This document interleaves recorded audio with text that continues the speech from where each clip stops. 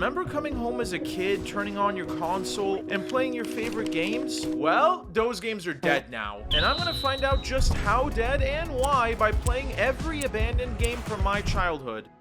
We have games about World War I, World War II, the Vietnam War, even the Cold War. But now we finally have a game about the war that everybody in a trailer park has been asking for. So basically, it was made for a very niche group of people who drive a lifted Ram truck with like a 100,000 lumen light bar, or have a collection of Confederate flag stuff in their trailer. And like most games of its type, it is multiplayer, and the servers are designed to fit as many as 150 to 400 players, allowing for massive battles. Now I'm gonna keep it real with you guys. I don't know much about the Civil War, but I'm pretty sure that the battles were fought with more than like 12 dudes. First thing you do is customize your character, and wow, plus 1869 points for historical accuracy. You can't be black or Asian. You can only play as a middle-aged kind of fat-looking white guy who's probably only like 22, but people looked like they were 50. What are these styles, and why do I not see them today? And oh my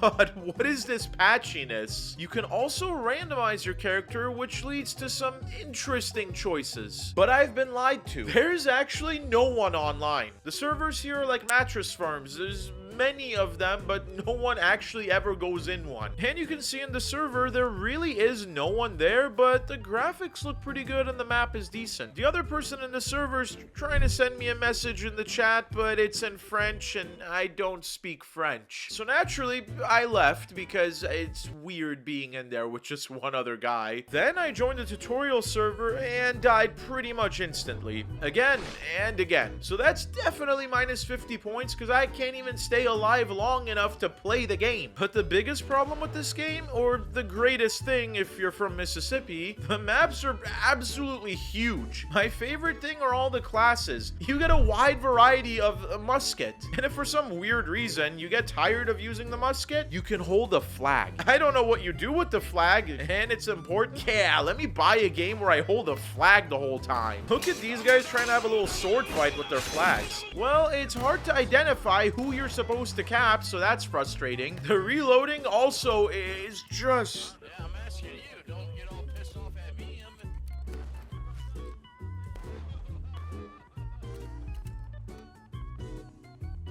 a test of a man's patience. Next up is Toontown, which actually came out in 2003 and was a pretty big hit at the time. Just like Toontown Disneyland, the inspiration for this game came from the Toontown world in an old classic, Who Framed Roger Rabbit. But let's find out if this game is any fun, and more importantly, if there's any players in it. And oh my god, the graphics are abysmal. Just look at these trees. They look like cardboard cutouts. After choosing my character, I found out the tutorial's giving me a mission to defeat a cog, and my character, Jazzy Purple Fuddy, did the most ridiculous dance. The game is definitely safe for kids, because you can't actually use a normal chat system. You're forced to use the preset chat options. Even the attacks are not hurtful, they're just little pranks. After defeating another cog, I headed back to complete the tutorial and tried to make a new friend, but was ghosted again. Maybe the people who play this game just aren't that friendly. I'm honestly surprised to see that there is even a few hundred players online, which after playing, I definitely wasn't expecting. The game also teaches you about the value of currency, except the currency here is jelly beans. It costs 100 beans just to learn how to say please? The mechanics are clunky and it's annoying to be constantly switching back and forth between clicking the mouse and using your keyboard. This might have been more fun when I was a kid, but I was playing more advanced stuff.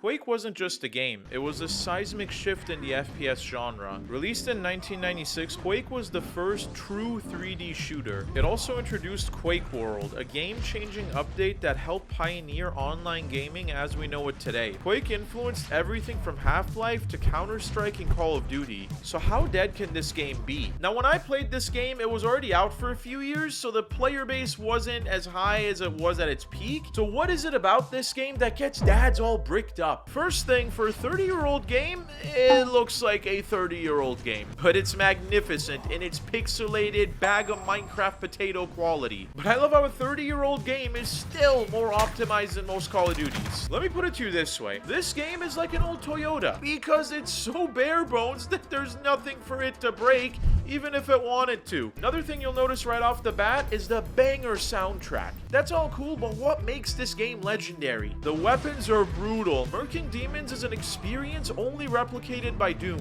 and the setting is depressingly medieval in the best way. But the greatest thing is the fast-paced gameplay. Or I mean, it probably was faster paced back when there were players. The controls are simple. You move, you shoot, sometimes you'll switch weapons, you jump. That's pretty much it. But the weapons are wild. Pistols? That's for people with soft hands. You get shotguns and rocket launchers. Maybe it doesn't hold up today, but this game is like a blockbuster. Dead and nostalgic.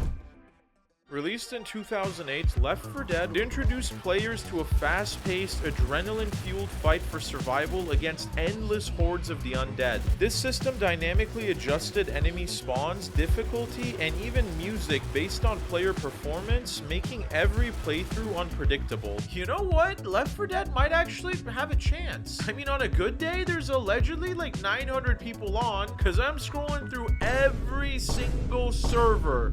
I remember when this game came out, it was one of the greatest games I'd ever played. Just how different it was from anything else out at that time. So is it still gonna be as good? First thing you'll notice, all the lobbies are empty. Fun fact, that's also where Ubisoft has all their servers.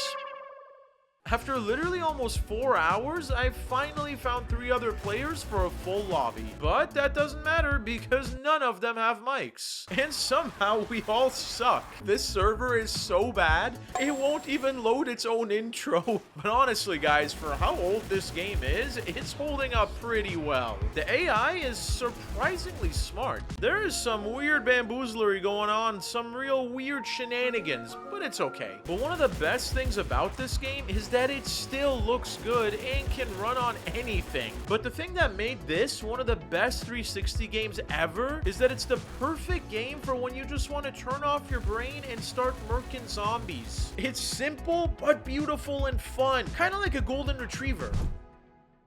The most interesting thing about Killing Floor is that it actually began as a mod for Unreal Tournament 2004, which I'll actually be playing in just a few minutes. What started out as a passion project quickly snowballed, gaining a cult following and signaling the makers tripwire that there might be something here. And they were right. Left 4 Dead changed the game, Killing Floor elevated it. Right off the bat, you'll notice the game will crash. For the price of 2 McChickens, you can get a crashing simulator and a zombie game. Once you actually get in, you'll notice the game has this steampunk, dark vibe, like some kind of nightclub in Berlin where people are just smelling each other. But does this game still hold up today? The enemies are genuinely scary, like pucker my bunghole scary. It's so realistic, some of them have diabetes. And there's a good variety of them. Speaking of variety, the weapons. Murking zombies with swords, katanas, grenade launchers, machine guns, flare guns, dwarf axe, and pistols is timeless. But my favorite one is this $70,000 potato. What is it, made out of gold? The levels are cool and unique and just feel so old school and fun. The graphics are good for the time. I mean, some things look like they were designed by a sentient toaster, but we just call that vintage now. Who cares about graphics when you're having this much fun? But that's not even the best part. The mechanics are bussin'. The slow motion effect is legit stunning. But this game is meant to be enjoyed with people. I mean,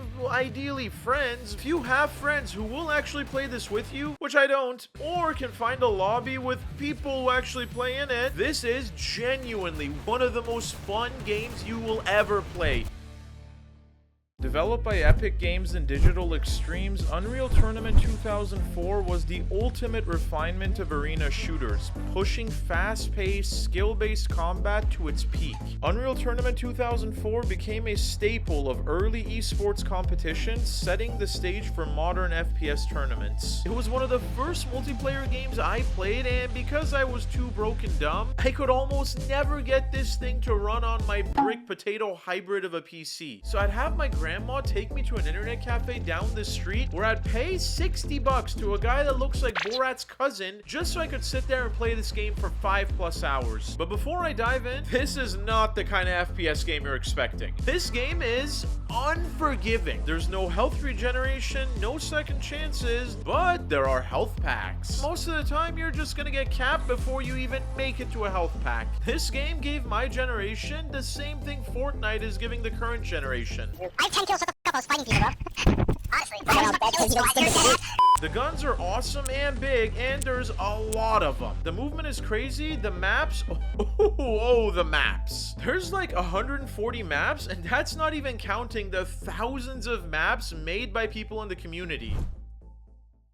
The next game is Scriptum, also known as Squad 44. Okay, this game is a World War II FPS with very unique guns. Here you get a wide variety of iron sights to choose from. You can have small iron sights, this circular iron sight, or if you're feeling real adventurous, this little blip. I'm pretty sure an ant has bigger bowel movements than this. You can play as Germans or everyone that's not Germans. So the game is usually more dead than this, but Steam had one of those free weekend deals going on, and complaining about a free game is like complaining about free samples at Costco. Pretty much all of the lobbies are empty with the exception of like a handful. But we really need to talk about some of the problems here. The textures are weird. At first the game looks good, but then you slowly start to realize the game wants to look good and be real, but sometimes it struggles. So why is it so dead? Now, according to this guy who's allegedly one of the OG devs, the CEO was having level designers do the marketing and doing stuff like posting on Steam. Wow.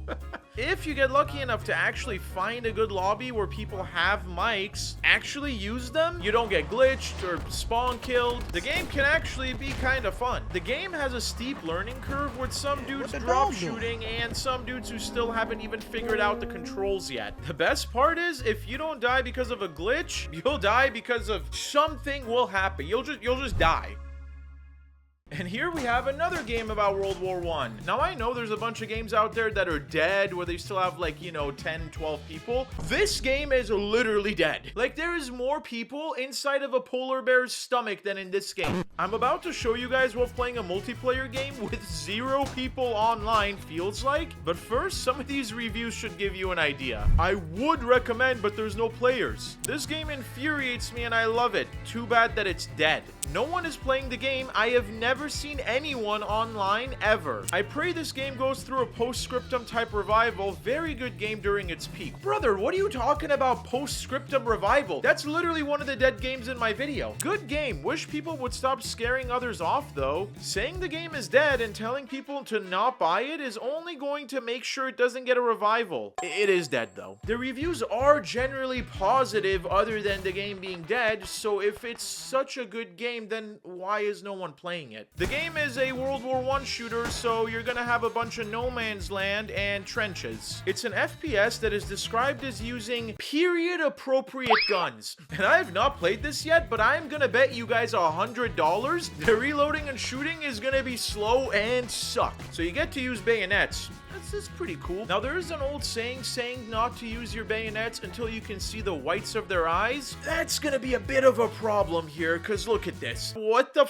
is this demented thing? If you can get past the massive problem of being the only soldier fighting for your country in a world war, the game is pretty solid, but that's like saying a 60-year-old has potential in the NBA. Up next is Verdun, another squad-based multiplayer FPS which was released in 2015. I remember being too broke to afford Battlefield 1 when it first came out, so I thought this game would be pretty much like that, maybe even better. Boy, was I wrong. The biggest thing you'll notice about this game, besides all the bots, is that everything is slow. Movement is slow, firing is slow, reloading is slow, even the jumping is slow. The jumping defies the laws of physics. If that wasn't enough, just walking is hard because half the time you run into holes or just dead dudes that aren't even real dudes, they're just decorations. Everything slows you down. I have had turds come out of my body faster than the bullets are coming out of these guns. You're in a war. Move faster! Yo, what is this face? So you join a squad. Wait, there's squads? Is exactly what I said every time I saw this screen because it doesn't feel like it. Half the time, I had no idea who was in my squad, what they were doing, or if they're even playing in the game. But honestly, the trench warfare vibe is kind of cool. So why did this game die? One of the big reasons is the devs decided to make new factions and new maps. But instead of being smart money-hungry devs who would turn that stuff into DLCs, you know, the way everyone else does, they decided to be dumb money-hungry devs and make 2 other whole separate games, essentially splitting up the player base into thirds. This game is dead, but not as dead as you'll be every 5 to 30 seconds after spawning because the people are just chilling out at spawn points waiting for you. I had no idea there were drop shooters in World War I, and the flamethrower's badass. But again, what flamethrower isn't badass? But one of the most entertaining parts is the chat. This is the kind of game your friend's dad would play. Up next is Tannenberg. First thing you'll notice is the game is very similar to Verdun. That's because it is Verdun disguised as a full game, at full price and everything. The game is pretty much Verdun set on the Eastern Front of World War I, but the guns are authentically World War I, which means they suck. Putting them in a game about World War I is very accurate. Good job, but it is boring. The maps are huge, so you need a lot of players, but since that's not a thing here, you get a lot of bots. Wow, even the names are accurately Russian. Surprisingly, the bots are actually pretty good, and you can pretty much play this whole game with just bots, which I just realized I kinda am since I can't even find the other dude on my team. But there's something kinda sad about playing with just bots. Day of Defeat began as a humble Half-Life mod in 2000, but quickly grew into one of the most immersive World War II multiplayer shooters of its time. Let's see how it holds up. You know it's boomer certified when the devs are credited on the character select screen. But I'm a simple man. I see MG42, I take MG42. Look at the recoil on this. I'm actually doing my best to keep the mouse steady. Yeah, no wonder I almost had no control. Look at the stats for this thing. Although apparently this is intentional and intended to realistically portray what it was like in an actual war. Seriously guys, if I wanted an actual portrayal of war, I'd go fight in a real war. Please let me hip fire my MG42 while running. But something tells me this isn't the same audience as COD and Fortnite because the chat is actually taking the game seriously. And guys, something unprecedented just happened. This one dude actually apologized. But unfortunately, there really aren't that many players at all. At one point, I was fighting alone against 2 others, which seemed unfair. I mean, come on, you can't spawn me a bot or something, but I surprisingly started clapping them. And it's still fun, but this whole reinforcements incoming message that I keep seeing is a total cap because I am the only reinforcement. The graphics are interesting. Not the best look in a game, but then again, this thing was meant to run on a 2003 potato. But this game just has an X factor that makes it so addicting and appealing to play. Ultimately, it is absolutely worth the 2 McChickens that it costs just for all the nostalgia and memories it's bringing back for me.